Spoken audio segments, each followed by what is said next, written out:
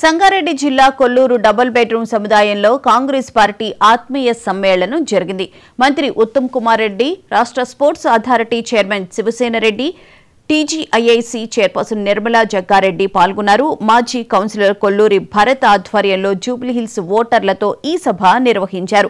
ఈ సందర్భంగా మాట్లాడిన ఉత్తమ్ కుమార్ రెడ్డి బీజేపీ మైనారిటీలకు వ్యతిరేకమన్నారు. కేంద్రంలో బీజేపీని ఓడించాలంటే కాంగ్రెస్ వల్లే సాధ్యమని తెలిపారు.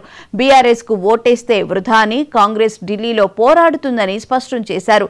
కొల్లూరు ఫేజ్ 2లోని ప్రతి సమస్యను పరిష్కరిస్తామని, ఇప్పటికే వారంలోపే 10 రేషన్ షాపులను మంజూరు చేశామని ప్రకటించారు. జూబ్లీహిల్స్ ఉప ఎన్నికల్లో బీసీ బిడ్డ నవీన్ యాదవ్ ను గెలిపించాలని ఆయన ఓటర్లను కోరారు. కాంగ్రెస్ అధ్యక్షుడు ఆయన ఇప్పుడు స్పోర్ట్స్ అథారిటీ చైర్మన్, ఆయన ఆహ్వానానికి రావడం జరిగింది. తప్పనిసరిగా చూస్తున్నా ఇప్పుడు ఇది వచ్చినాం మనం పోయినాం అనే విధంగా ఉండకూడదు. ఏ ఇష్యూస్ అయితే వాళ్ళు రేజ్ చేసిందో తప్పనిసరిగా అది పరిష్కార దిశలో మన ప్రభుత్వం ముందుకు పోవాలని చెప్పి నేను సభాముఖంగా మనం చేస్తున్నాం. आप लोगों को मालूम है मैं अभी इरिगेशन, फूड और सिविल सप्लाईज का मंत्री हूँ.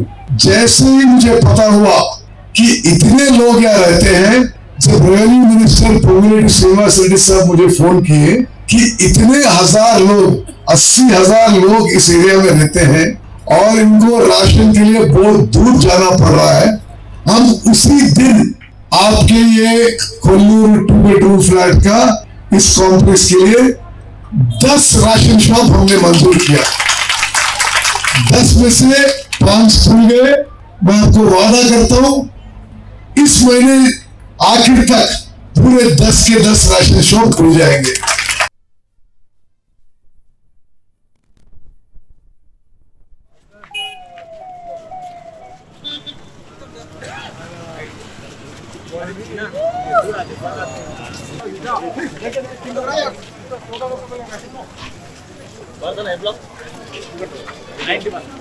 మన సుధాకర్ రెడ్డి అన్న గారు మాట్లాడవలసిందిగా కోరుతున్నాం.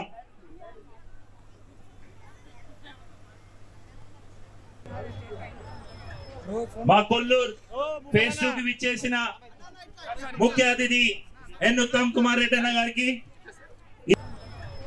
మా కొల్లూరు ఫేజ్ 2 కి విచ్చేసిన ముఖ్య అతిథి ఎన్ ఉత్తమ్ కుమార్ రెడ్డి అన్న గారికి